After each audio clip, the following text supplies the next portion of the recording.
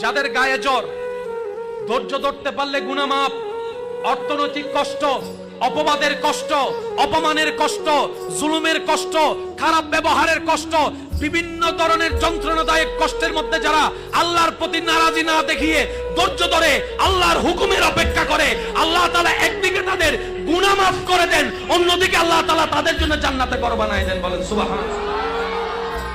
ধৈর্য ধারণকারী কখনো লসে থাকে না।